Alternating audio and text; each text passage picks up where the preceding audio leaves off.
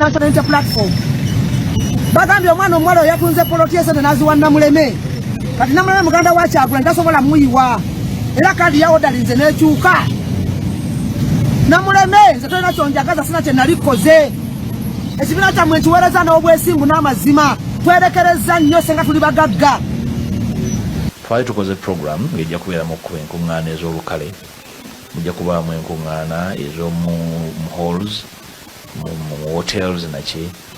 Tetusobodde kubikola olw'ensonga nnyingi, emu ku byo ebikozesebwa ensimbi nga si byangu, era ne tusalawo tukoleko ebitono bye tusobola okukola. Bw'oba otandika ekibiina ky'ebyobufuzi nga tosobola kitambuza, kibeere ng'ebintu ebirala oba ssomero oba bizinensi, bwe kikulemerera kiggalewo oyingire ebibiina ebirala oba oddeeko otuule.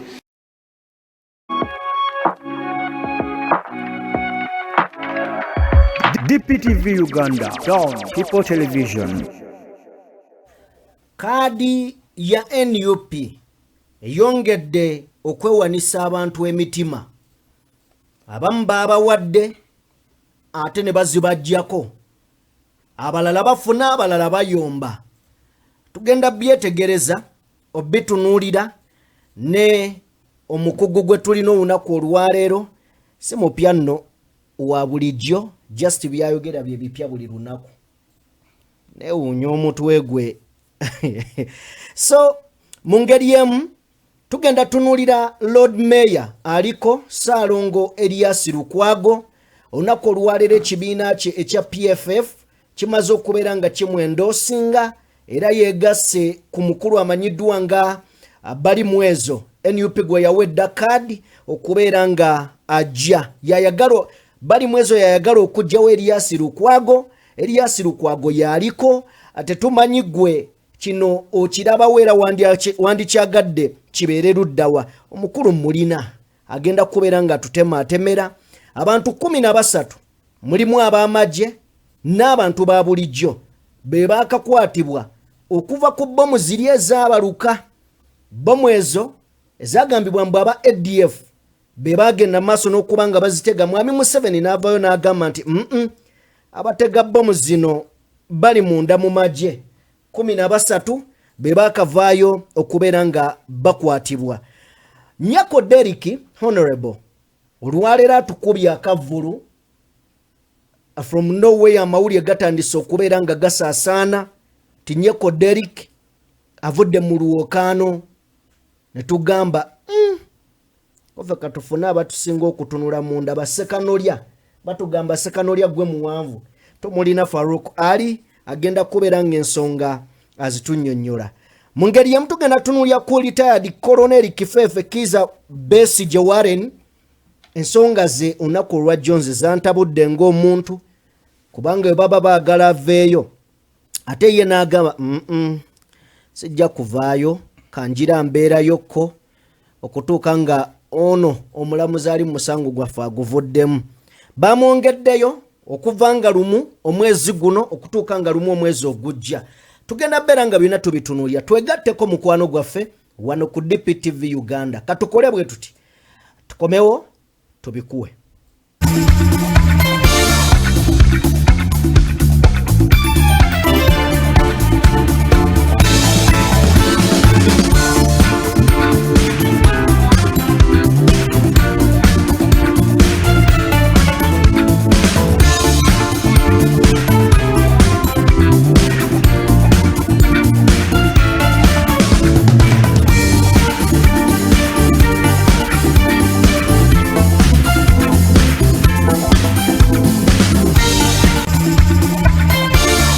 Tokwanirizaako ssebo n'ennyabo yonna gy'osinziira okubeera ng'otugoberera webale nnyo webalire ddala okubeera ng'otwegasseeko akawungeezi k'olunaku olwaleero.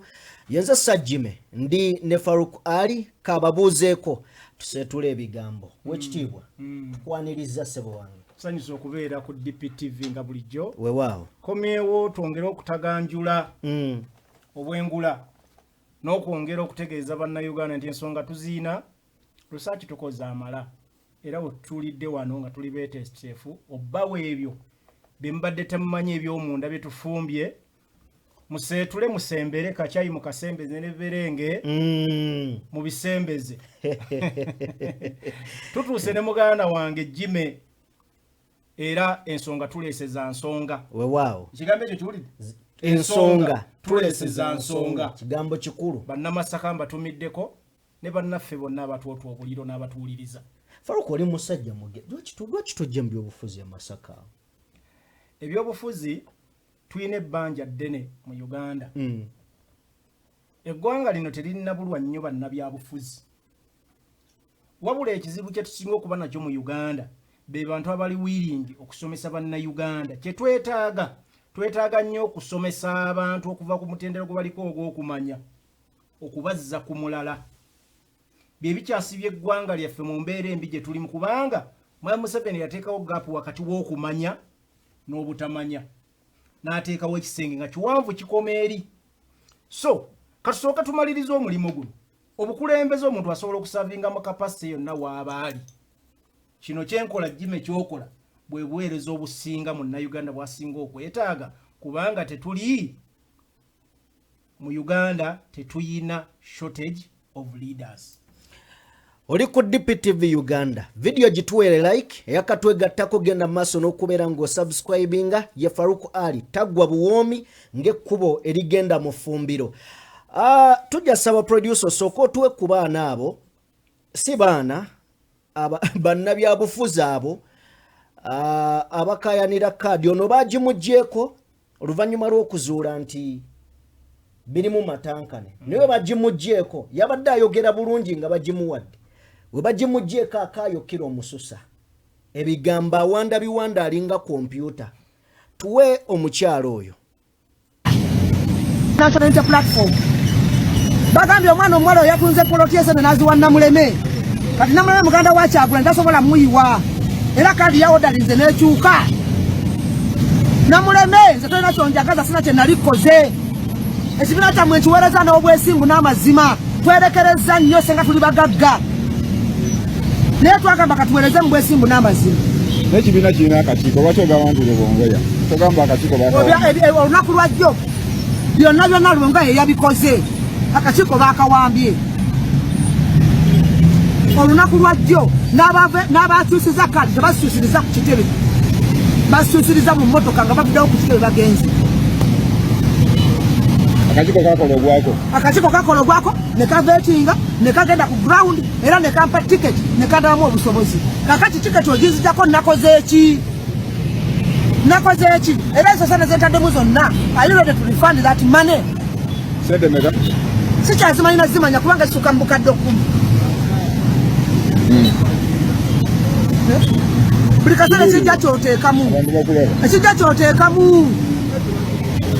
tosobola kukyusa kaadi nga gwogijjako tomuyise kumuvetinga kumubuuza lwaki kumunya lwaki omuggyako kaadi yewozeeko ate tosobola gimuggyako ng'ogiwa omuntu ateesimbyewo naye tosobola kukwata Musami mu Malende n'omuwa kifo kya direct MP bw'aba yajja kuwumani ono omukyala yajja kuwumani kansala essaawa zo bamuwadde ki bamuwadde direct kansala ekifo kyatavetinga kati abavetinga ku kifo ekyo mwatuyitira ki nga mumanyi nti mulina kandideeti wammwe bwe mumaze okulyako ssente musobole omukola ki omuyisaawo mwandibadde mugamba kino temukyesimbako twakitwala dda tujja tuwulira ebigambo bingi njagala gw'omu abadde mu Buganda njagala otangaza eggwanga nti bakansala bawadde eno special offer eri going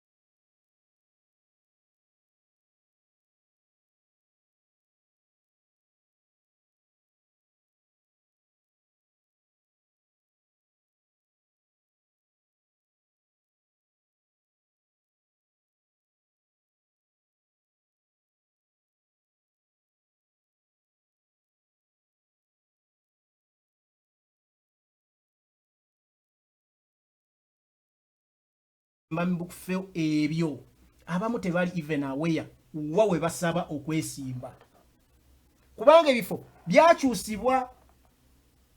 Nsobola okuwa example ewali Masembe watwala Masembe Erimia LC5 cancer direct kati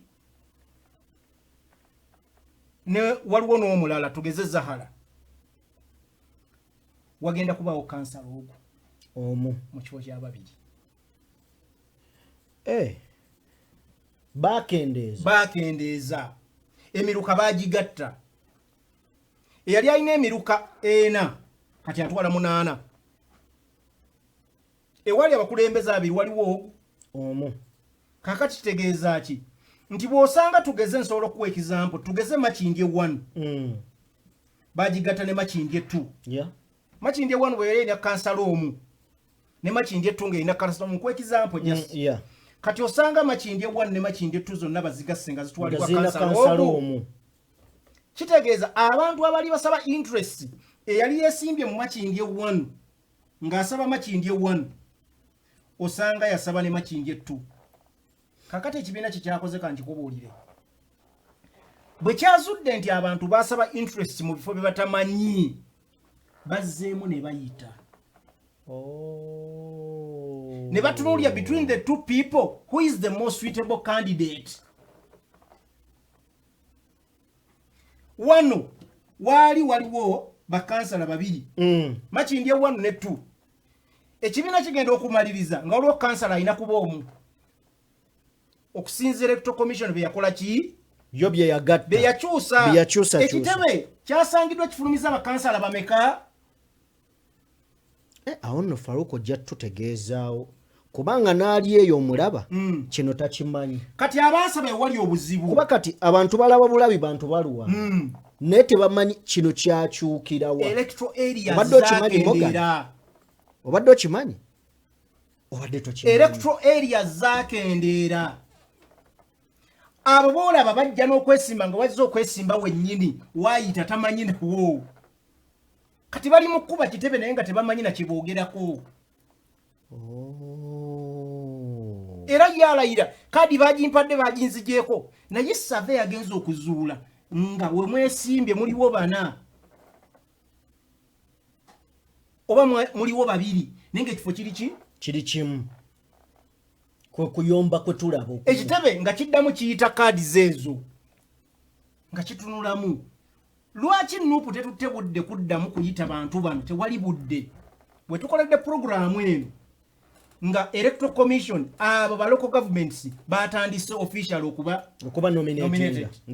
So there is no time for that. Tebuliwo Electoral Commission yasooka netusiriwaza yajja egenda ekyusa ennaku ez'okwewandiisa ezaali ewala nezisikana ezikola ki kino ne kireetera ebibiina okutankana n'obudde tebuyiiwa obumala obukola emirimu gino oba akantu ako kategedde so abantu bonna buli ali eyo ng'alina akakunkuna alina kimanya ebifo bitono ababyegwanyiza bangi ebifo by'okukiikirira abantu naddala mu bitundu bya Kampala Wakiso ne Mukono ebisinga okubeera mu opposition gavumenti ya Museveni yagenda okulaba ng'ebisipendingako ssente nnyingi naye ng'abazitwala tebakolerayo sibaayo nefuna akasajja ku mutima nga kalina n'ensuuluulu kubanga ye Museveni tayagala bibiina by'opposition bikulaakulane naye ate mu nkole ya demokrasiya ebibiina birina okuba funded bikule kubanga buli kibiina ekikitonzaawo kiba kwetegekera kutwala buyinza. Mwami Museveni ebigenderwa bisibi ebyo tayagala kibiina kyonna kkula kitwale buyinza kyova olaba NUP emusuza teyeebase n'ekiragiro gootana ekiragiro gootana gwe tolaba ekyabadde Jjinja gulooza bagundi baradisi bakyalina emirimu naye abo babakutte ku nkono musajja azimba atya ekitebe bapiso badiso bamiso bonna yiko wapi okategeddaako so kaakati bano abakayana tulina okusooka ntumanya obuzibu bwa buli ki ekyokubiri omuntu ng'azze mu NUP alina okumanyira emitendera mwe bayita ku nsonga z'ekibiina ng'oyagala zoogerako kiri kyensoose njagala okitegeere Yeah. ekyokubiri bw'obanga ozze mukulembeze ng'oyagala kukiikirira bantu tozze nno ku bwannamunigina otegedde nti waliwo veiko eggaali mwolina okuyita oba emmotoka mwolina okuyita ekutuuse kuweereza ki abantu sigwe wagitondawo sigwe wakola ki wagitondawo erina n'obukulembeze katwogera tugeze ku NUP veiko gye bayita twajja mu nkola ey'ebibiina gye bayita multiparty system multiparty system eri bweti kizibu nnyo mu nsi ezikuze okukwasa omuntu individual obuyinza kubanga tukolera mu system bw'oba onaatwala obuyinza olina okukola structures bayita structure ne system nga bw'olaba Mwami Museveni yakera ku makya n'agamba tuzze ne movement nejja neekolamu ekibiina kye bayita NRM tufunire ku lupapula Morgan tufunire ku lupapula nga bw'olaba bwe twalina ebibiina UPC DP n'ebirala ne FDC kizibu nnyo tolita kuliyimba nti omuntu asolokera ku makya n'atwala obuyinza nga zze bwannamunigina abo abajja obwannamunigina batumalira budde temubawa na budde okitegedde muganda nange Jimmy because okutwala obuyinza olina okuba ne structures nga bw'onaafuna obuyinza olina omuntu gw'onaawo okubeera gavana wa Bank of Uganda nga naawe omulaba gw'onaawo ogwa speaker owulira gw'onaawo ogwa speaker chief judge anakulira ebyamakolero okitegedde omulamu ebyo ng'obalaba within your system togenda kutuuka butuusi bupya otandike kubanoonya bunoonya nga tobalaba obudde obwo tebuliwo kyova olaba bagamba ebibiina birina okukola structures by the time ekituukira okufuna obuyinza nga kiri ready nga bwola NUP begamba ffe tuli ready because structure yaffe yonna eraga nti NUP kati bweba efunye tugeze obukulembeze nti Alubongo yasobola okubeera chief judge oba Nalukoola oba Katana. I'm giving an example just ngezako ku example nogamba nti gundi asobola okukwata kino nalabye rope sebo kati nti Joel Ssenyonyi nti osobola mu wa speaker kati mulamuzi mulamba segedi nti Mwanga Kivumbi asobola okubeera minister of finance temye baba oba governor wa Bank of Uganda kubanga agwanidde. So ebyo bye tuwogerako abantu balina obitegeera nti ekibiina bw'okiyingira kirina emitendera mu kikola ki kakati gwe eyasubscribe ku kibiina kya NUP omanyi values zaakyo kikulu nnyo ekyo nga tonnajja kuleekaanira bantu saagala kuvuma because a street talk ali mu kuleekaana awo tewali buyinza so wamanya nti ekibiina bwe kibanga ofunye obutakkaanya you go back to the structures ekibiina omanyi twali wano n'otuwa ensonga ya Nakandi Nakandi yajja mu mawulire naye nga n'ekimuleesa amazima takimanyi bali bayise nju yebbiri ezirwana Shamimu Marende ne Zaara Lwirika ate gwe n'oyomba a few moments later ate n'amala ne yeetonda nti nategedde nti bali bakola emisango bano si kye bali mukola kati gwoba tutawanya batayina kufuna bukulembeze omukulembeze aba ateekeddwa ku level emanya nti obuyinza buli luddawa leave alone nti abantu bebalonda obukulembeze naye abantu balina ekibiina kye beesize n'obukulembeze bwabwe naawe mweyagadde okuyita kizimbye foundation you have to go back and seek guidance from the party abakulembera from the authorities yes because osaba kadi kwesimbirawo ku tiketi y'ekibiina so olina okumanya values abatusooka mu byobufuzi abasooka nga ba-America n'ewalala balina Republicans ne Democratic era obalaba people teboogera ku bakulembeze baboogerako ng'amaze okufuna obukulembeze boogera the Democrats boogera ku institution yes institution zeezo kwe tuzimbira obuyinza bwe twagala because institution ekeera ku makyanga eyina abakulembeze okuva ku buli mutendera because yesetinga dda kyova olaba ne gavumenti ezimanyi zigamba nti parties zizira okuba funded zisobole okweteekateeka okutwala obuyinza so kwa values ekibiina abantu tebazimanyi boogera ku makya n'ogamba ndi ni member wa MP wa NUP oyina okwagulinga terms and conditions oyo azimanyi singa abadde azimanyi teyandikoze eki teyandikoze ekyo. Ekyokusatu, tunoonya bakulembeze, tunoonya bannakigwanyiza abaagala ebifo oba abanoonya obuweereza, abanoonya emirimu. Baba abasinga banoonya mirimu tubalabye. Bw'oba onoonya mulimo totutawaanya. Bw'ogenda okusanga ekyankwazi mu Museveni nga bayise be bano boolye bakansalazi baba tutte ekyankwazi babadde miliyoni 3 beebo.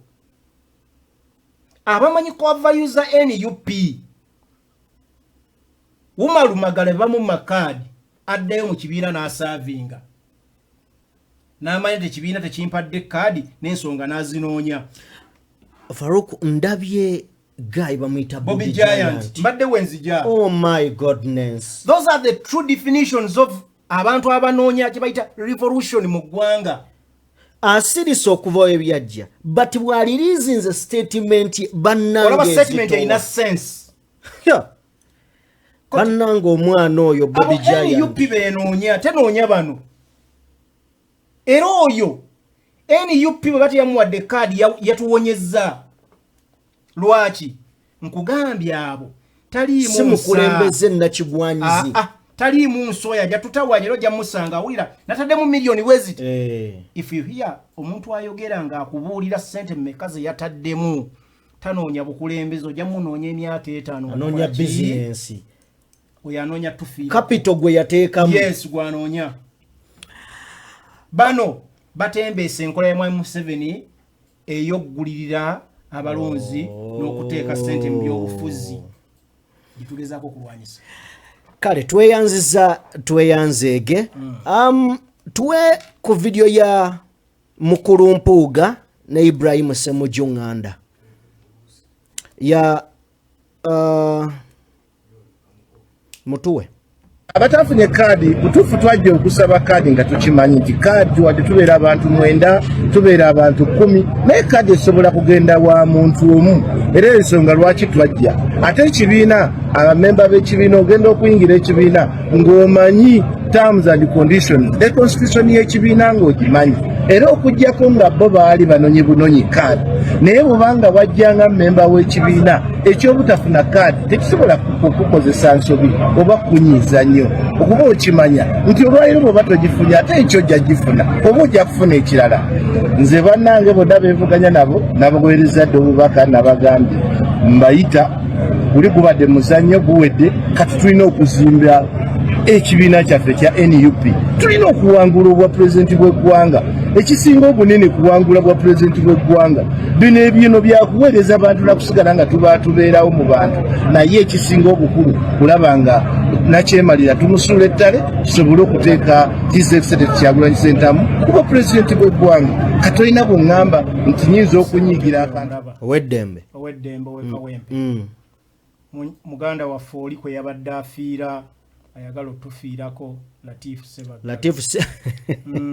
Badde ngenda kukubuuza nti Latifu oyo gwe yabadde ayagala okutoba naye myaka 2 gy'oli duli olwedde bagamba kaadi togifunye nojja independent ne leero bano si obadde otunyumizaako bannakigwanyizi. Kakati bw'oba oyina mu kibiina bino ebibiina biringa bula club z'omupiira. Ronaldo bwe yakeera ku makya n'ayagala okulaga nti wamanyi okusinga United baga bamutadde katale kubanga n'emigi gy'emita gyagitawaanya ye akuze ne tukya ekibiina club egeza kuzimba migi gy'emito eginaasama omupiira emyaka 10 maaso kati be Balatifu bateekawo ensigo embi mu migi gye tuzimba egy'ebyobufuzi enkya bamagala be tuzimba n'abalala. Latifu bamuwa kaadi okwesimba okuwa meeya mu 2021 mukimanyi bamuwa kaadi NUP yamuwa kaadi yesimbawo ne Lukwago mu 2021 Nabiira si yali alina okufuna kaadi. Ebigambo bye biwulira nkiwuli sikitegeera bulungi. Latifu Ssebaggala yali flaga bearer wa NUP ku kifo ky'obwa meeya 2021. Meya Kampala Lord Mayor nsosotola nzikakkanye profesa wabayogera gwosi Latifu bamuwa kadi yatulaga nti ebigendererwa bye binene ye ng'omuntu okusinga ekibiina kya NUP ye yaleeta zebayita enkolagana gy'alina n'omuntu n'agamba tajja kwesimba ku lukwago era n'ayita press conference n'agamba bannamawulire ya withdrawings from the position of contesting being a Lord Mayor alekera Nabira alekera lukwago kubanga NUP yali competing ennyo lukwago kitegeeza lukaga mulekedde blank check NUP nga tayagala kuluzinga kifo kyonna nga tecontestinze kyeveegwa ku Nabira naye Nabira si ye yali potential candidate si yali omuntu NUP gwe yali esobola okugamba nti emwe card kubanga yine yali choice yaabwe era singa Latifu yali bagambira utajja kujja NUP yali leso omuntu ali better than Nabira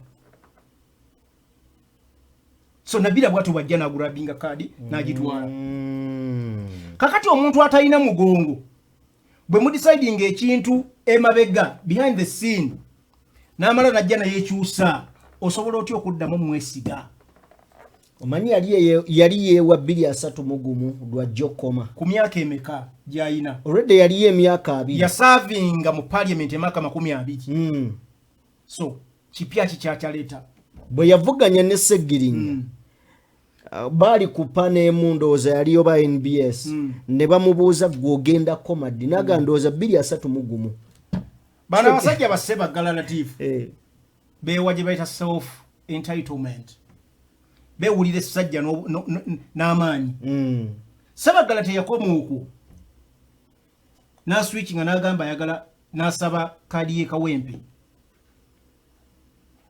kubanga ekibiina kyali kimulabye sabize emyaka 20 mu parliament tokyalinawo kipya katukuwe ku level gy'osobola okuddako yaki ja Mayor kibanga omuntu bw'osanga ku makyanga abadde avuga Benz n'omusamu Vitis Rakitis kicho bogamba abakulaba boyo oboweddemu kakati Latifu Sebagala bamula ne bamugamba agenda ku Lord Mayor na withdrawing nadda yasabe kadi yali akikirira ngate kibiina kimazo jiwani Segirinya nga ye potential candidate teyakoma okwo na bleaching amateeka g'ekibiina najja bwanna munigina musango ne guluma ne yesimbawo kubwaki kubwanna munigina ne bamuwangula yagamba nze nyina amaanyi nze mbadde incumbent ne bankola ki ne bakuba bawala Segirinya musinga obululu emirundi nga 8 kakati bikulaga nti ono tasobola kwesigibwa ekibiina kyamutestinga nga tolina tokyasobola mwesiga era abali abaleekaana simanya Latifu bamumye kadi bino ebintu byenjagala munootinge Latifu can't be trusted anymore empikize bazinyiga amata twazanya balaba muli n'atayita aganjodde agira bwati ate bwala omanyi balaga aganjala nenga tayanjala mu opposition ayanjala mbayero so Latifu ne banne be bamu era bo bazanya kifiiriza n'obukundi bwabwe so tusaba bo batulekemu nga tuzimba obukulembeze obupya mu ggwanga lino yoyo mukulu Latifu Sebagala atesigika so tusaba otuwe katambika ka Mathias Mpoga Nsamba yali asuubizza ebintu bingi omuli okuggulawo ebitebe by'ebibiina omuli okubeera nga agenda kukyusagamu ku mateeka g'ebyokulonda n'ebintu ebirala bingi talina kyatuuseeko ku byonna bye yayogera ye kennyini avuddeyo n'agamba nti tetusobodde kutuukiriza byonna nga we twali tubyagala Samujunganda n'amwanukula soko batuwe program ngejja kubeeramu okuba enkuŋŋaana ez'olukale mujja kubaamu enkuŋŋaana ez'omu halls mu hotels naki tetusobodde kubikola olw'ensonga nnyingi emu ku byo ebikozesebwa ensimbi nga si byangu era netusalawo tukoleko ebitono bye tusobola okukola bw'oba otandika ekibiina ky'ebyobufuzi nga tosobola kitambuza kibeere ng'ebintu ebirala oba ssomero oba bizinesi bwekikulemerera kigalewo oyingire ebibiina ebirala oba oddeeko otuule. Nze sirowooza nti wajja kutandika ekibiina ky'ebyobufuzi agende nti bannange neetaaga ssente kinnemeredde bampeeyo ssente. Kiba kitegeeza nti kikulemeredde kipaakinga egenda oyingire ebibiina ebirala oba nnyuka.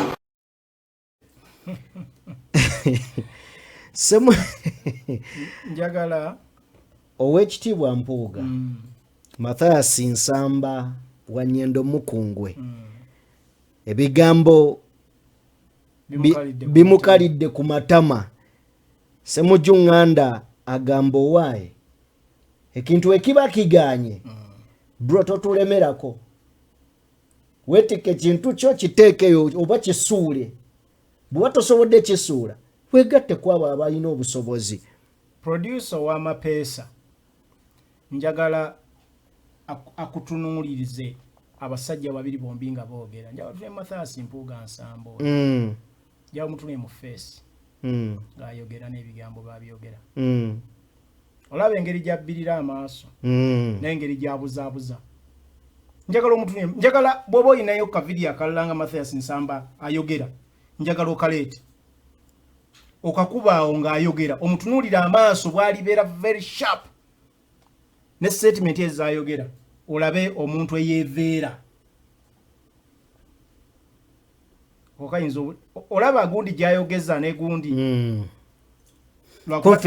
confidence, thank you, confidence gy'ayogeza ne statement wali ng'ayogera alagira ddala okweveera byayogera tabitegeera bulungi alinga eyeetya sina kwetya bigambo bya kiyaaye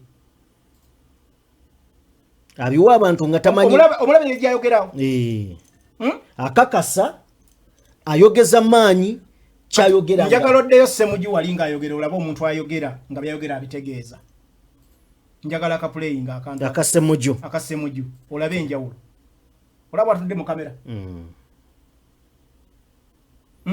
Kitegeeza Ssemujju Nganda kyayogera kyekyo ekiva ku mutima gwe. Exactly. Mpuuga alimba abimanyi nga tannabijjamu era ebigendererwa byayagala kukola abimanyi.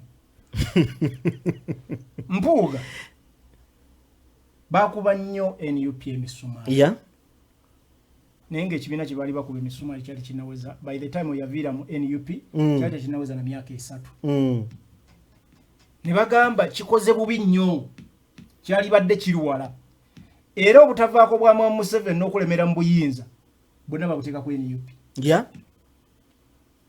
Ebintu oba babibeera wabijjukira ne bagamba nti NUP ekubye nnyo bannabyabufuzi abali ku ludda oluvuganya era balemesezza ebibiina ebirala okugyegattako oba okwegatta. Njagala mbuulire kuba bwe yava mu NUP munnabyabufuzi ki ow'amaanyi osobola okugamba nti alimu ensa. Munnabyabufuzi ow'amaanyi alimu ensa gwe yali akansizza n'amuyingiza DF. Ebikozesebwa kigambo nsaba njagala njogedde kigambo ensa n'ekikkaatiriza oba jime tukyamanyi lulimi lwetwogera nganje njagala ombulye munnabyabufuzi alimu ensa gwe yakansa n'amuyingiza. Wallahi tewali nga bw'ogamba nti NUP ebadde awo erese gundi baba tuwa tubalabye abava ejjinja aba DP nabo tubanya abayingizaamu n'abayinkambe bannalukoola bazze n'abalala bangi local governments bayitirivu n'aba NRM bavudde ne bajja. Njagala ombuulireyo yes zone politician nga bwe yeeyita ow'amaanyi ow'ekitiibwa alina experience okusinga Honorable Kyagulanyi Ssentamu abaddewo mukulu kubanga bw'aba yayogera ku Mwami Kyagulanyi amuyita mutowe singa nnyo emyaka ani gwe yaleeta on board mu kibiina kye era bw'obalaba ssaawa zino bateze ebibatu balinda leftovers NUP okoseze ekigambo ekituufu besigazaawo balinda leftovers NUP eridde n'emala n'erekawo obukunkumuka bo bwe era bakulaga nti bo bagambye paka ku last day tebajja kuggalawo vetting process so bakyawelkaminga abantu kyongera okulaga amanyi NUP yali agamba munno naffe kutogedde opposition amaanyi geyina eyina kumala kulya kukkuta ebisigaddewo ng'omugagga wanaabeera eno ng'ali mu kulya ayina embwayi eri bweru wali erinze amale okulya akasuke ku magumba kiri gy'oli mukamango kitafulanga mukyagala kiri gy'oli mukama wange sizezirefutova naye kati ngezaako okugamba nti omugagga gwakkuta alekawo so kati kikwongera okulaga bannaffe bana ba DF ebigendererwa balina ku by'eggwanga binafu ddala banoonya bufo nabo batuula bagabane ku mugaati era kyovola balwana nnyo iPod ebeewo balye ebigendererwa byakulya tebakulimba gw'olamukaako ng'asobola okugula amasuuti amapya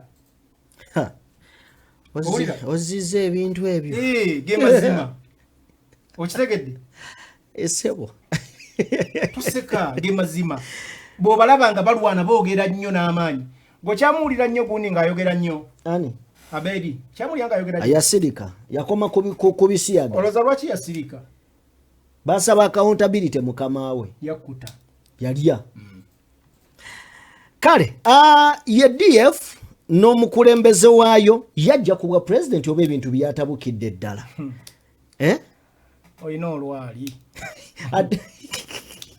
adde nnyendo mukungwe kale abantu 13 twaliko emabega kaawo abantu baffe ne bafa Faruku bomu yabaluka okuliraana ekigwa ky'abajulizi wane emunyonyo bigambo njagala obyogere nnyo bulungi bomu yatulika netta bannayuganda ku kigwa ky'abajulizi wano emunyonyo endala netulikira wano ku katale kaleerwe era netta bannayuganda be batugamba nti ba ADF yatulika ku kigo ky'abajulizi nalaba abantu babiri eyali avuga nego baali bavuga naye nakati tetwabamanya nnyo waliwo amanya ge batusiigira yes kyova ngambye nti bannayuganda bo batusiigira ba ADF naye oluvannyuma lw'okusiga ADF General Museveni ye kennyini n'avaayo n'akonfaminga nti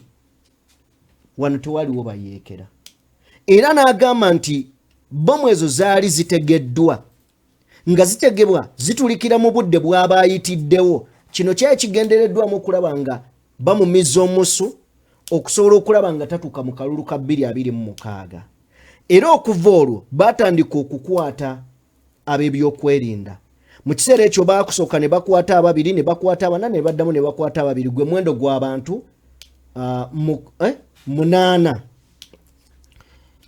General Museveni n'ateekawo akakiiko ke yakwasa General Damulira n'ayambibwako amyuka CDF amanyiddwa nga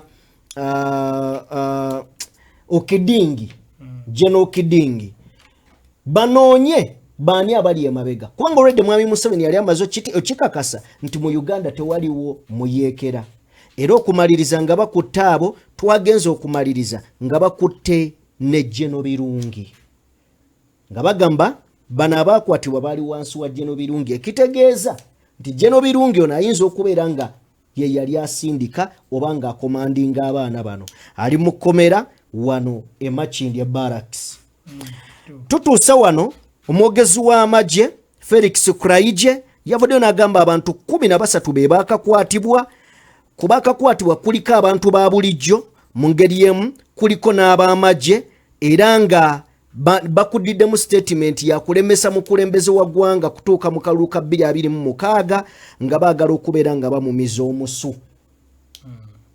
so ebigambo bino bw'owulira nga bagamba omukulembeze navayo naga nti tewaliwo bomu naye nga liwo abaafiiramu Jim ensonga zino ziri so sensitive naddala omuntu bw'ayogera ku kyokutta omukulembeze w'eggwanga ate ng'olaba zirimu amannya amanene mu UPDF wambitongole ebikuumadde bw'oyogera ku birungi ne mission z'abaddemu asobola kitwala lightly. Yeah.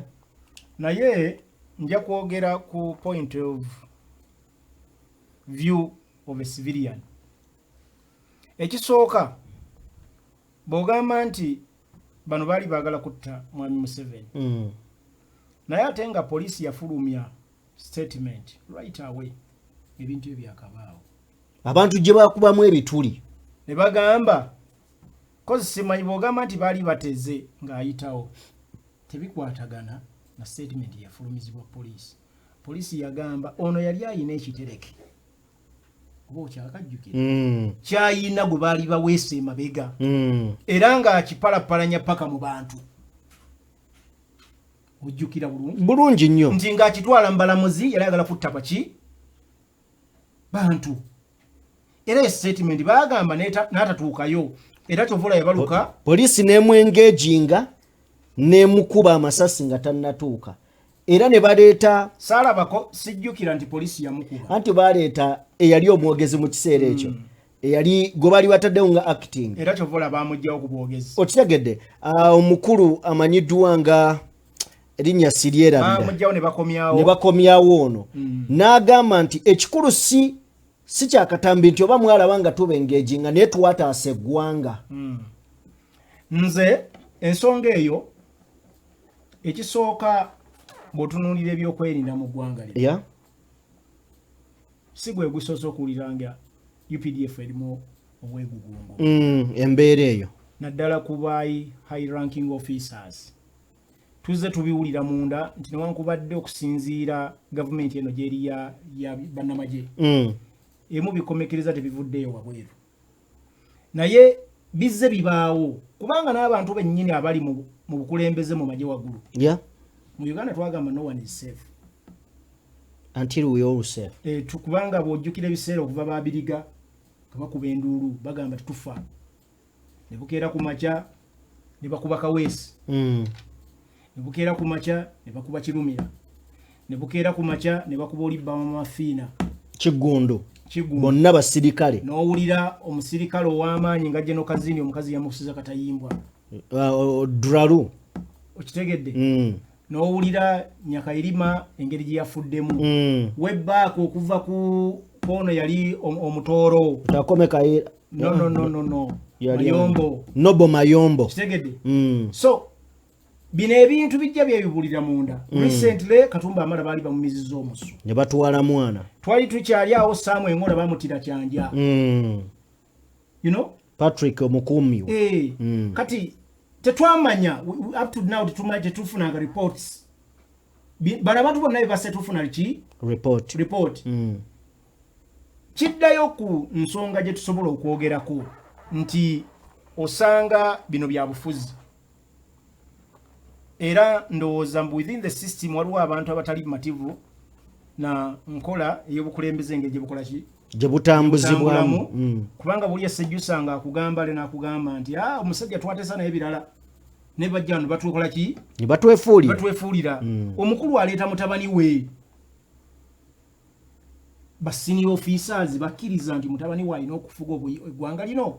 Era biki tuddayo ku mulama biki bibakkaanyako nga bajja. Fundamental change ziri ludda wazi bateeza bannayuganda.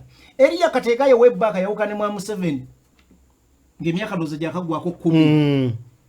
Era agenda okufa nga bayawukana dda ne mwami ani ne mwami Museveni. Naye omu ku baali empagi eruwaga mu kibiina kya NRA. Kitegedde. So bw'owulira abantu gundi bamusiba Kale Kayura. Generali. Otegedde. Waliwo oli mukodomi wa mwami Museveni yali akulira ebyennyonyi naki. Yali esimbye okone ne kubwa president. Aniana. Bamuyitani. Tumukunde. Henry. Kitegedde. Byonna bijja bikulaga nti waliwo red flags within the system. Abantu amusiba mativu nebigenda maaso. Kati of late ogenda okulaba nti bannamagye abasinga bonna boosuubira nti badde abamu tebanatuuka na mu retirement nga baerweru. Nga bawummuzibwa. So abantu balina okumanya ki ekigenda mu maaso within the army. Ejjere tulowooza nti lyali badde bannayuganda. Nti kino ekiriwo si kyakati lubadde process mpanvu mulambiro oguzenga gukula exactly bulya so gutuuse ekiseera ng'ebyakkanyizibwako biganye balaba munnaabwe aleeta ate muntu mulala so okay wabaddewo allegations ezibadde zitambula nga zigamba nti projekiti ya Genosedusa gwoyogeddeko gye yatugambako mu 2013 nti baleeta muwozi project erabika nga yeeri mu kutambula nti waliwo abantu abali mu system nga balabika bamativu oluusi n'omukulu naye nga tebali willing kukkakkana ku maviivi gaabwe eri omwana nga system erimu bawandula mu ngeri ey'enjawulo mu magye amagye galina ekintu kyegakoberera bakita command ya kakati command ebiseera ebisinga egenda ne rank era engeri gye beekubiramu salute oziraba general ku general kiba kirala junior rank season ezaba junior oziraba era kyova olaba abantu abamu bagamba si bamativu n'engeri omutabani engeri gye yakuzibwamu ranks engeri gye ziyitamu abamu ne bagamba waliwo ababaddewo wano abasajja abakoze nnyo ne ranks tezinakolaki bakyali kuziri ezasooka so kyova olaba omukulu yakuzibwa ddala ku ddaala speed y'amangu natuuka mangu ku ddaala lya general tewali amuyitako kitegedde nti ne bano boolaba abawali bagamba nti kale basukkulumye nabo bali ku ddaala lye erimu naye kati kitegeeza emmeza batuula ku emu ate abo babalitayalingisizza kitegeeza akyali active so bw'otunuulira ekyo bw'okifuna n'okyekenneenya kiddayo Jimmy ne kikutegeeza bigendererwa ki ebinene mwami Museveni byayina abasajja bano abamu babaddewo ojjukira ne Kaka bagenda ng'akaaba etwamuwulira naye nga abaali ekalangala bagamba yali mu kintu era abanyigibwa ekalangala yali aduumira kyokka naye yamaliriza ne within kaseera katonda avayo ng'akola ki bw'okyamuwulira olina bw'omuwulira Kaka tujjukira n'okukwata Sobi nga ono amukutte kale Kayihura gw'oyogeddeko kale Kayihura yagamba nti twakwata Sobi essimu neva ku seemwayi nga Kaka bagenda amugaye mwagala mute ne bamuta baali b'amaanyi ng'ensi batya so bino bitegeeza kyeggwa eri eggwanga Farouk okuwulira nti bomu zitegeddwa abantu bafudde president avudde yagamba mbu ate si batujju bino bitegeeza ki bitutuwaalawa in brief bino bireetawo alerts ne bannayuganda okwongera okwetegekera embeera eddawo nga tukyanoonya obukulembeze okubufuna mu kalulu ne wasobola okubawo no option endala bannayuganda balina okusaba ennyo nti wakati nga banoonya obwenkanya mu ggwanga kibi nnyo eggwanga lino okuddamu okukwatibwa obuyinza ne likwatibwa munnamagye kibi nnyo eggwanga lino okuddamu okukwatibwa obuyinza ne likwatibwa munnamagye kijja bbeera kibi nnyo kubanga omuntu azze n'emmundu yalowooza alina kuvaako na mmundu bano bonna balwana ku bisuubizo bye beesuubiza era nga bamanyi obuyinza bujja kuva mu layini emu budde mu ndala nga balinga abali mu chain of leadership bannayuganda balina okulwana ne bateekawo okusaba okw'amaanyi ne bavaayo bennyini ne bayimirira n'okuyimirira ne babaako kye bakola okulaba nga obuyinza buva mu mikono gy'abasirikale abajaasi bannamagye ne lidda mu mikono gy'abacivilians okizizzaayo eri munnayuganda buvunaanyizibwabwe yes naye nakyo era bwe kiba kisoboka nga bannamagye basobola okulwanirako bannayuganda okuddamu okufuna obwenkanya tuseka because it's not an easy task nze njagala kubuulira Jimmy within the army mulimu abantu abagamba nti obuyinza buguddize bannayuganda basale okulwa eggwanga lyabwe ensi ebe democratic tuve mu military rule webali bangi So bwe kibanga bannamagye abali willing okulwanirako bannayuganda obuyinza budda mu mikono gy'abannayuganda ne tuba n'ensi ng'amateeka gakola kubanga ekiremeseza amateeka okukula wano mu Uganda okukola nkola ya kinnamagye yefuga era Mwami Museveni yakugamba njagala otune system kati bwekola abantu abasinga bonna abali mu bifo ebirala olugenda okusanga nga bannamagye bavudde n'eri mu bukulembeze gye badde bayikira nga neno mu elective positions bayingidde ku mpaka kyabadde olw'emiyaga tonna kirabo bulungi nnyo bannamagye batandise okuyingira mu bifo ebiri elective ekikyamu bwali talinga kiryokke naye azza atya okufuna obukulembeze. Is it by people's will oba by force? Wano sinnalaba wajja by people's will. Kitegedde. Okay, kale yeeyo ensonga situmanyi munnayuganda gwe kikyolowooza ku nsonga zino naye zeeraliikiriza nnyo. So genda mu comment section obe nga oyogereziganya naffe otubuulire gwe ndowoozayo eyimiridde etya eri etya ku bigambo bino. Faruku agezezaako tutemaatemera n'okubeera nga atusiigira ekifaananyi naye era asembeyo ng'agamba obuyinza bukyali mu ngalo zo okuggyako ng'okkiriza bugende. Tolekedde mu bufunze oba kino kinaaba kya bufunze. Honorable Nyeko Derrick asuddewo tawul entebe y'amakindye agisudde. Tekisobola kuba kya bufunze. It's a very big statement. Okay. It's a very big statement era nga twolekera gye tuyita embaga. Kubanga kino kye tuli mu kwogerako ssaawa zino ekyaba kansala ako kasiki. Kati embaga gye bayita ey'amayanja wagiwulirako? Nawulira mpulire naye bw'ombuuza simanyi nakyo kitegeeza. Yamenya ebitooke. Yaliko buli kyakulya, buli kyakunywa, majanja yali balya ne baseeteeza ebigere. So kakali gye twolekedde. Majanja yali mundu.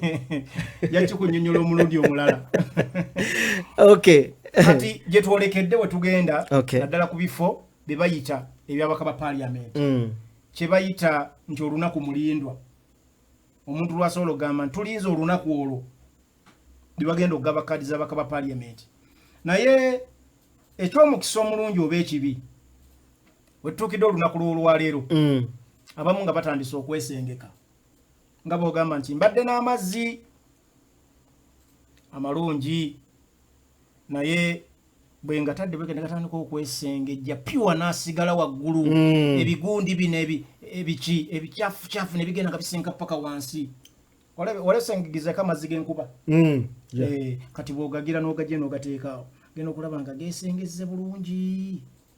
Kati we tuli we bukeeredde olunaku lwaleero bwe tukoledde programu eno Makindye East omubaka waayo incumbent Honorable Nyeko Derrick ng'alangiridde mu butongole ng'asinziira ku social media platforms ze ng'ategeeza bannayuganda nti abadde musanyufu aweerezza with dignity ekitiibwa era abadde is a corrupt free man teyeetabyeko mu kikolwa kyonna kya buli bwanguzi kirabikiddemu buli bwanguzi era asiimye nnyo abantu b'e Makindye East ebirala sijja byongerako n'ekyenkootinzeemu nnyo corrupt free man agambye abaweerezza n'ekitiibwa dignity n'ebirala. Naye mu bukulembeze bwa Uganda tulina okufuna ekifaananyi lwaki Honorable Nyeko Derrick kuvaayo n'alangirira mu butongole yasuddewo ettawero n'apyata mu kifo ng'ekyo nti omubaka yali yagadde second term asobola okufuna ku benefits omubaka yenna zaafuna because leadership ya parliament ng'omubaka benefits ezisinga zitandika ku bisanja bibiri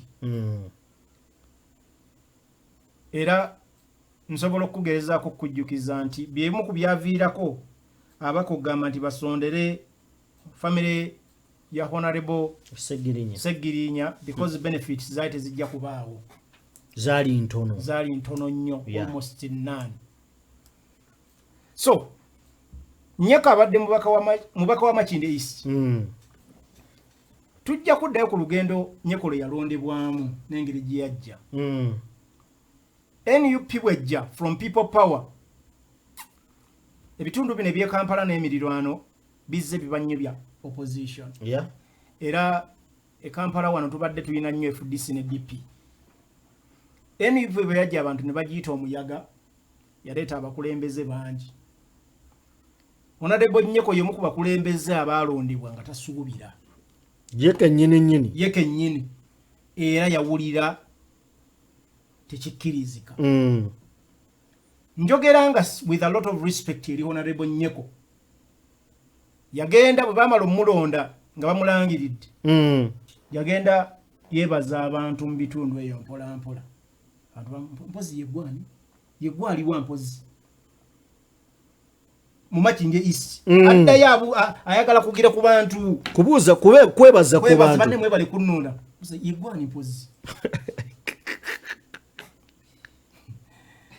bino sibyogera nti nnengeza ekyo kituufu mazima because Nyeko was new in the faces of people of Makinge East ekisooka Nyeko ayita alina finances nga bola abalabala ne Sewanyana abavujjira akalulu n'abalala bali beesimbyewo mu kiseera ekyo naye eky'omukisa gwe yafuna nti olunaku lwe balonda president lwe balonda ne MP so abaana aba NUP people power abasinga buli yakwatanga form declaration form eya president nga akwata ne MP so abaali basuubira okubba akalulu tebaakabba ku level eyali esuubirwa kubanga abaana ku centers zonna bakuumanga akalulu buli yagenda okuuma ka president ng'akuuma n'aka MP because they are elected on the same day nzijukira bulungi we nalonde era Nyeko teyabonaabona nnyo nti bamubbye akalulu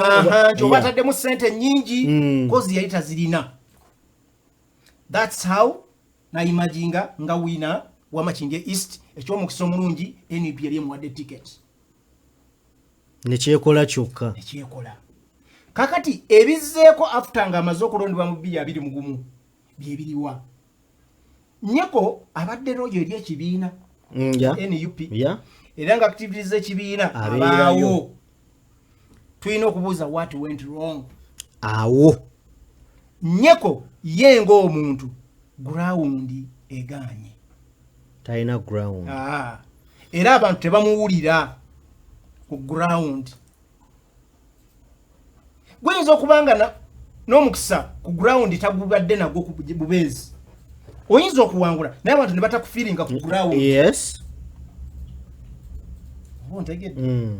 waliwo embeera ebadde ejjawo eno gy'owulira kino kiri Nyeko n'erinnya Nyeko ndowooza abantu balina engeri gye baliwuliramu around Kampala engeri mwami Museveni wali emabega bwe baatakula nnyo embeera ya tribalism eyo ey'amawanga nzijukira n'okubeera nga Nyeko Derrick yasamuninga General Muhoozi mu Parliament ajje Muhoozi n'agamba gwe wetwalabira n'okumutiisatiisaawo balumbye amakaage bingi ebibaddewo ndowooza erinnya lye kweku Nyeko abaddewo mu public amawulire gamubaddeko kubanga emu moment bannaganda ze basinga omumujjukirako ze mwami Kyagulanyi ze baamukwata ku kisaawe airport ng'ava era yakola akatambi akaga the president has been whispered away eyo yali hit Nyeko kyekimu ku moments ezasinga omutambuze bannayuganda bali batamanyire bamutegeera baba Nyeko eyakuba hit sina hit it was a mega hit yali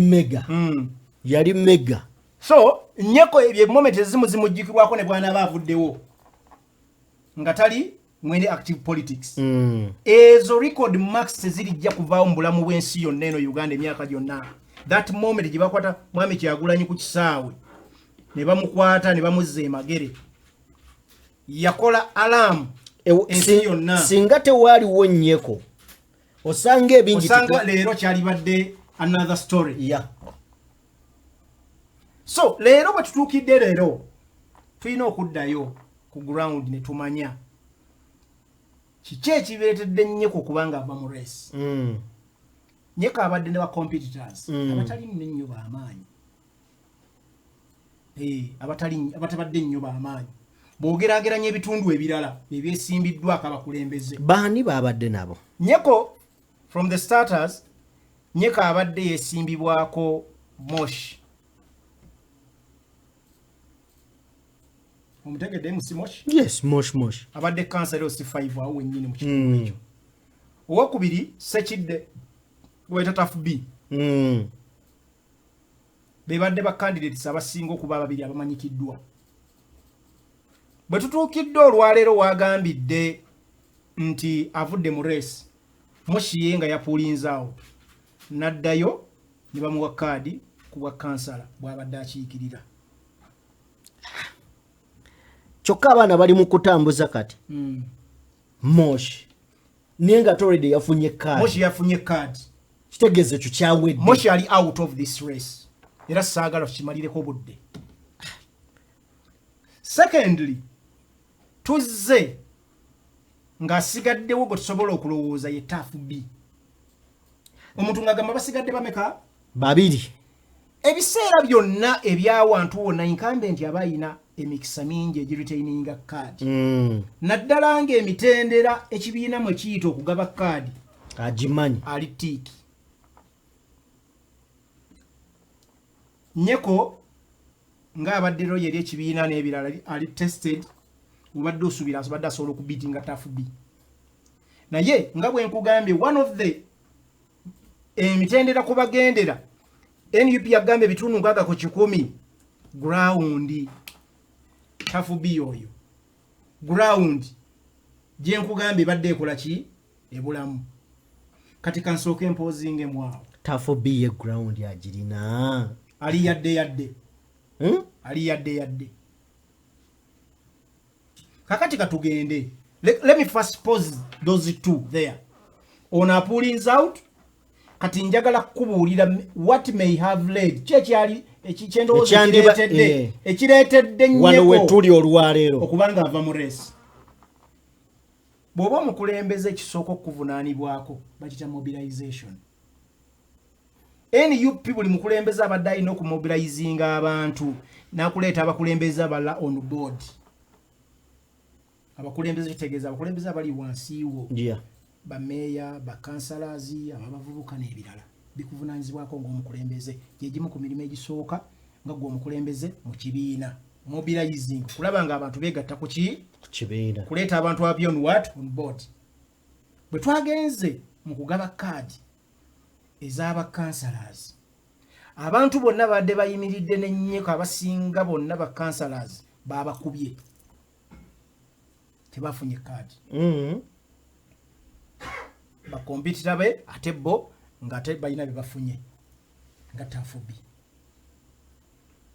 Kitegeeza ground okategedde bwe baba kubye bakansala obadde otambula n'obootembeeta nga gwe abadde omumuli gwabwe nga bakiba akasente obadde oteekamu nga bakubye kitegeeza bwe babanga babakubye nga ground balaga tebagirina kitegeeza eba automatic statement egamba nawe ground olina atako okajjeeyo bulungi kubanga ground ogiraba mbadde ngezaako okwemagininga kubanga buli mukulembeze abadde ayagala abe ne kigroup nga boye bagezesereza ate abasinga bayinza okuba kyoyogedde tebakimanyi nti kyebatunuulira ku ground nti abamu bafuna akakundi n'atambula nako aze n'abantu bangi n'akunga kumbe ebyo buli muntu asobola bikola kasa abantu abawa akasente fe abantu baffe wanoloza ki ekibamalamu ogula tolino bamwita toliro wasiri jemeka X5 yo yatta abantu bitano bafu batano bafu ngofuna abantu bo 8 ngogula no Lex oba n'obukomando 10 ngobamaza t-shirt zo nga batambula na paka gyoyagala oyinza n'okuba bache bayita ground kati eyo si ye ground twagala ground kati ekitufu nange nkitegedde kati kakati kankunyumiza akalala wano mu Uganda bw'oba oyagala obuyinza oba obukulembeze buli muntu agenda mu bantu bagamba tujja kuwa era gwako kamala kitufu okitegedde fe tubadde wano bululu bagamba tujja kuwa wakala ki n'omanyi lwaki bagamba tujja kuwa baagala obeeko kyobalekera abantu bali bubi muntu anoonya 5,000 zigulira family kawo bakusika eriyo baba n'owaabwe mu mutima gwe baagala okuwa bamumanyi naye gwe bagenda bagamba tujja kukola ki wamaze dda naye MP otulekeddeyo kaki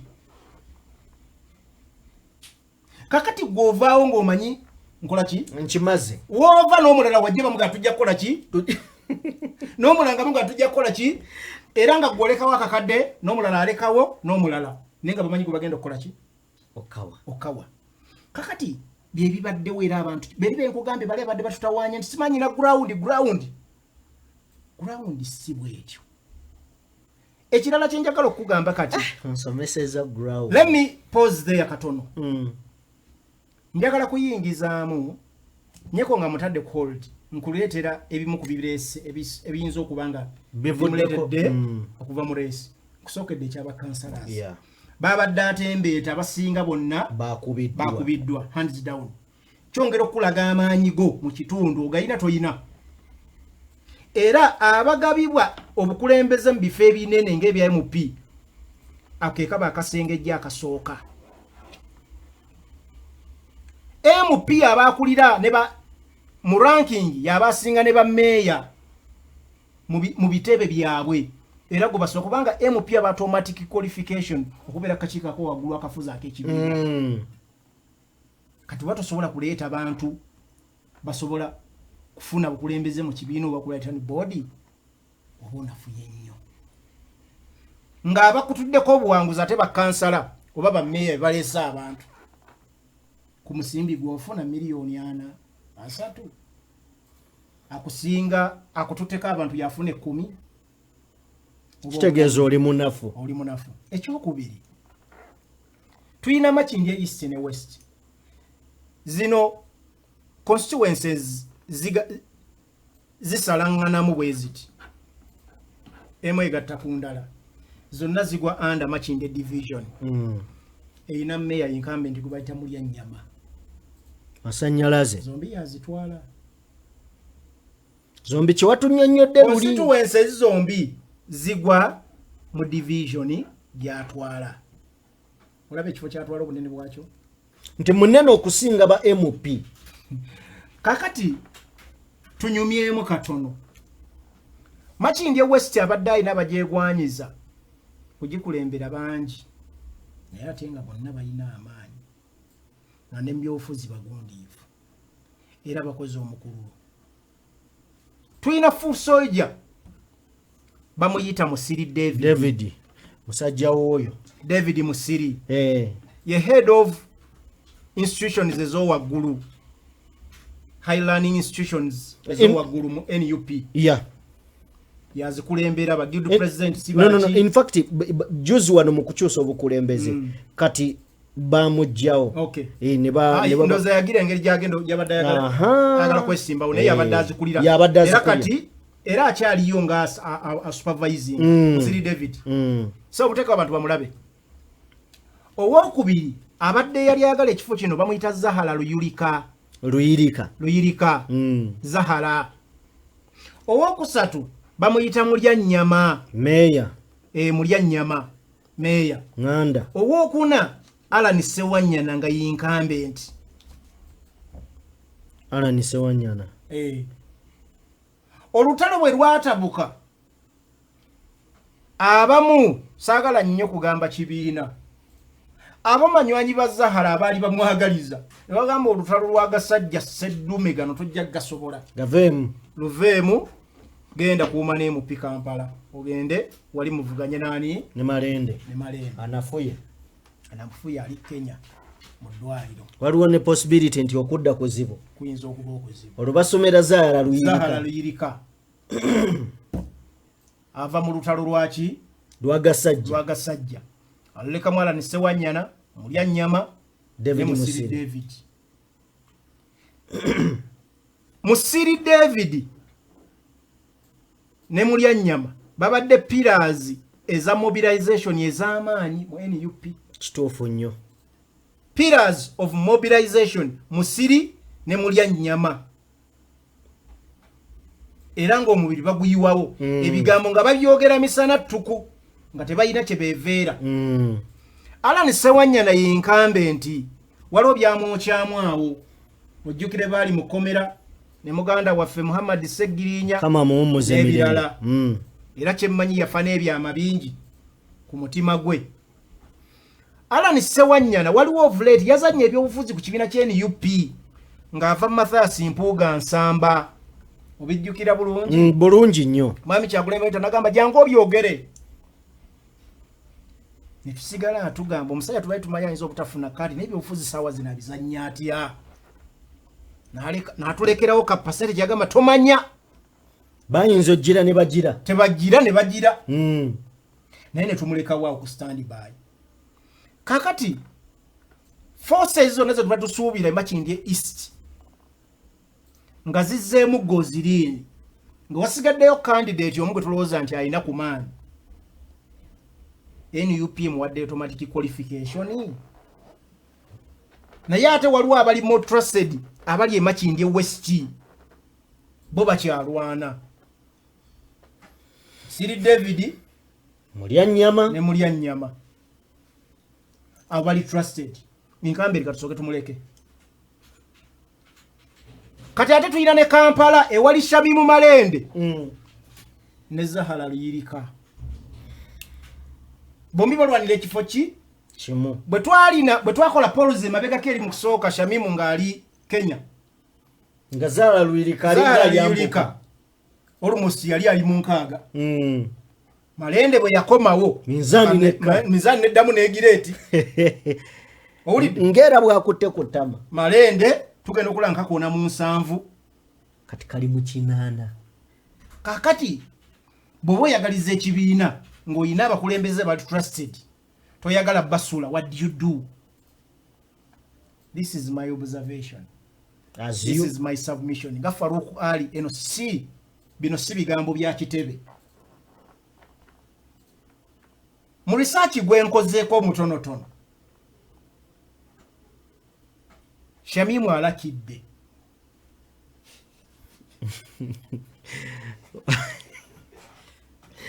Farouk ekigambo kyoyogedde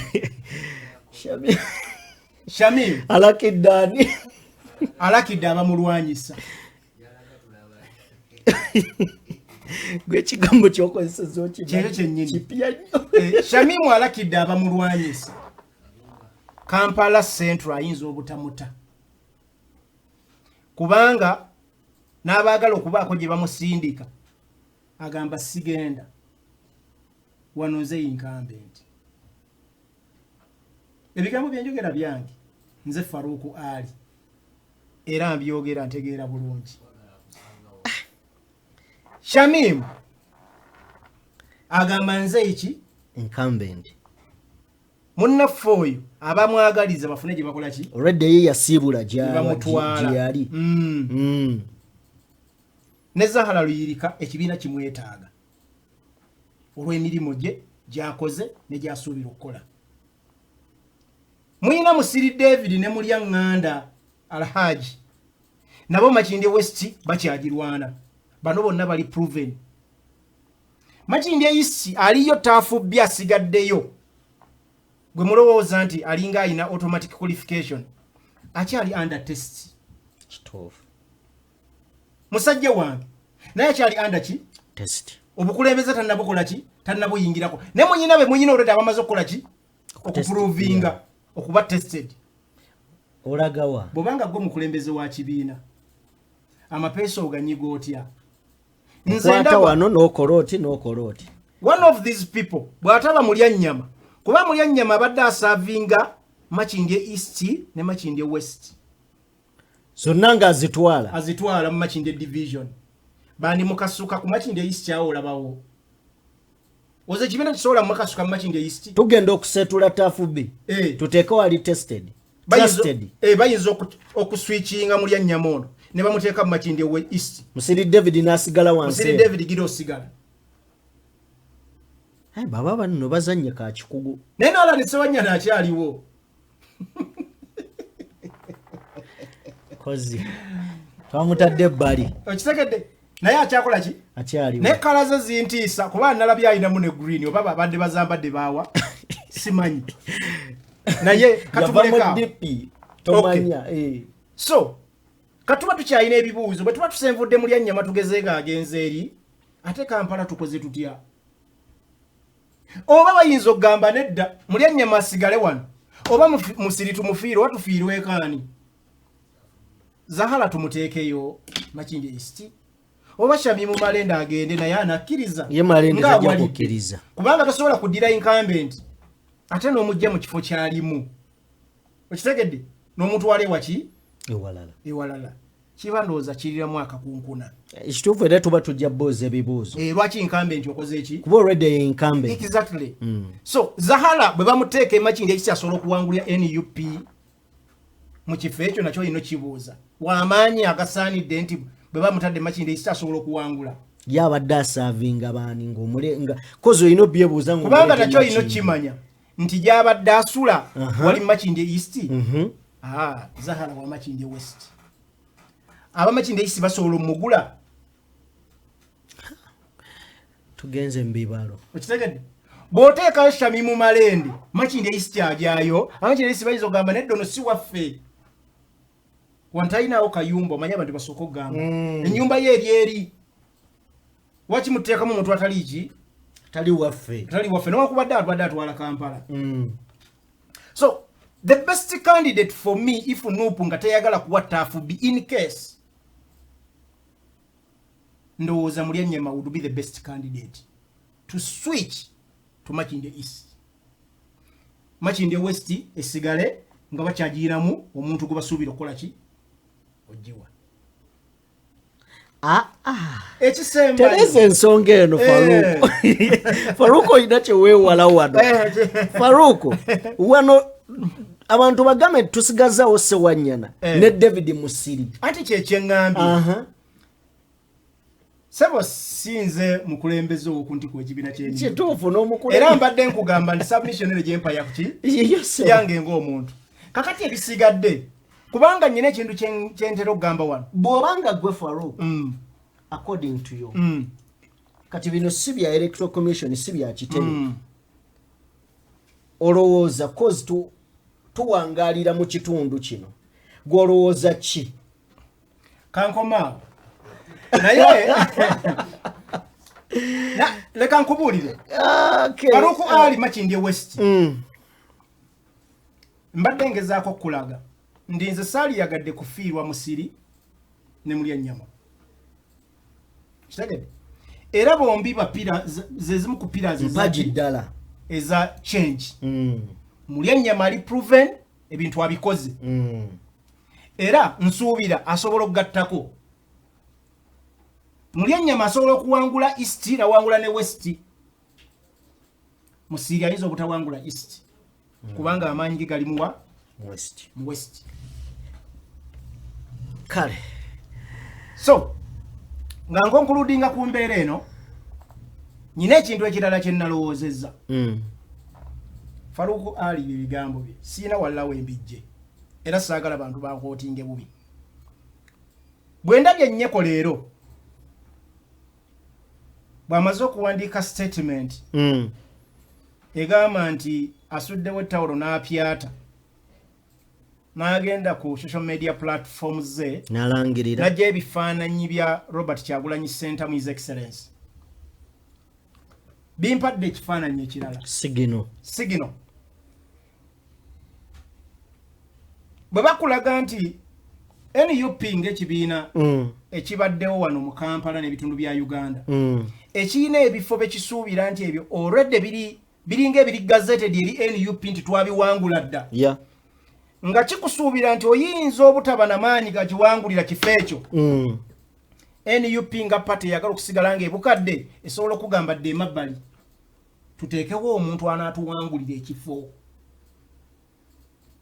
tekiri kwani yasooka mu pate tekiri kwani asembyeyo singa NUP yali eyagala basookawo dda nalukola tebaali gimuwadde kaadi singa kaana kambaata ennansana bamugamba sigala ng'okutte kaadi yaki gy'obwa MP kyova olaba NUP buli kaseera ekansa abantu apya ne baleeta mu kibiina okusinziira ku values naki kye bongera ku kibiina Chovola bakera ku bachana bayaniriza Zambali Blasio Mukasa. Gubali sajja naki. Nga tuogera wano. Ebitundu byange kinalako kikubindaga nti Zambali Blasio Mukasa ajja kuwangulira, ajja kufuna kadi ye Nansana. Soboka. Naye bakutunulya oleeta ki? Ekibiina kyagala abantu, tewali kibiina kyagala kuluzinga kifo kyekiinamu already omukulembeze. So kase ekibiina kikupimamu nga kiraba ekifo ekyo oyinza okkiruuzinga ate nga zibadde stronghold zaakyo, at least basobola okugamba odde emabbali. This is my observation. Nyeko nga bamaze omukubamu ttooki nga naye alaba ku ground tawera, ekibiina kiyinza okuba kyamu advising adde emabbali. Nga balaba bajja kuluzinga ekifo ekyo singa Nyeko bamuwa kaadi. Baleeta amaanyi agasobola okuwangula NUP kaadi nga tegaliko na kusika muguwa. So Nyeko kyendowooza ekiyinza okuba kyamutuddemu. Naye nga amazima gali nti nazze mbyogerako wano. Nagamba NUP erina okuba very sensitive era ekayampulira. Ne bagamba balina abantu bajja okukeera ku makya bamwe kaadi agwe nayo. Nga ne mu programu gye twasembayo wayogera ekigambo ekyo. NUP nagambe ina abantu bejja okuwa kaadi bagwe nayo bwe bataba very careful. Era bwe mba siriwala nyinza okuba Nyeko yinza okuba namukoonako. Nene bwe mba saamukoonako y'omu ku bantu bennali ntunuulidde nti newankubadde babadde baloja eri ekibiina. But the ground is speaking a different language. Ground erina byeyogera bati tukuwulira toliiwo. Bw'obanga gubadde olina ekintu kyo kyonywezezza sobola okukkiriza okifiirwe. Nyeko ng'omukulembeze alina chances eziparticipating mu mirimu egy'enjawulo mu kibiina egitali elective. Era asobola okusigala nga asavinga ekibiina bw'abanga mazima yali wa ddala nga wa NUP era seeking for change in this country. Okujjako ebifaananyi ku gundi ze kitegeeza ki zonna kyandibadde ekimu ne tugamba nti kale ne zonna sigeno ki gye kisindika ekyo. Sinnakebera nnyo kukakasa bifaananyi ne bwe kibanga bwe kiri. Ncekinzeko ku FB ne ndabako TikTok mbadde ndaba wano ne X abijeyo. Yes, platforms zonna kakati kisindika sigino simumativu. Obusungu obwamangu bubi kubanga olumu osobola obbejjusa. Nsuubira, this is my understanding, nti Nyeko nga asubscribinga ku NUP teyeebase kiro n'akira ku makya n'afuna decision egamba nti sigenda kuddamu kwesimbawo. Nina ekirowoozo ekigamba nti Nyeko mukwano gwa President Robert Kyagulanyi Ssentamu. Nnyo. Era ndi sure wabadde okwogerezeganya olutali lunaku lumu bbiri. Zino flags, red flags zibadde zaatulaga ddaffe abamu. Era nga tukyogera with authority nga tulaba Nyeko tali mwaba basuubira okubanga bawangulira NUP ekifo ekyo ng'afunye kaadi. Olw'amaanyi ge ku ground ge tuba tulaba nti matono n'abantu tebamuwulira ku ground. So kyemmanyi baafunye engagement ey'ebbanga eddene ne bamubuulira kyemmanyi ayinza okuba mu mutima gwe yanyiize naye nga bamubuulira mazima. Kale byebya Nyeko Derek basodo bitusunsulira bulungi nina byenjize saagala nimbe mbadde sibimanyi nnyo oba mbadde sibigoberera naddala waliwo otunnyonnyoledde Electoral Commission ku kuswitchinga ebifo ebyo era nga nkakasa n'abantu bangi bategedde kitegeero oluvannyuma lw'okuwulira. Kuba nange nkubuulira amazima mbadde sikitwalira budde ebifo byabigira babikendeeza. So tweyanziza otusomesa n'okuba ng'otuyigiriza ekyo.